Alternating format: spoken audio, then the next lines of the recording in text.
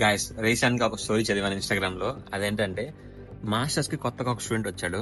అబ్బాయి తను రాగానే ఫ్రెండ్షిప్ వచ్చేసరికి ఇండియన్స్ కాకుండా ఫారినర్స్ తో చేశారు.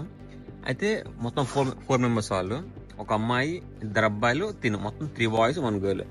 అయితే వీళ్ళందరూ బీచ్కి వెళ్ళారు. బీచ్కి వెళ్ళి అక్కడ స్టే చేశారంట.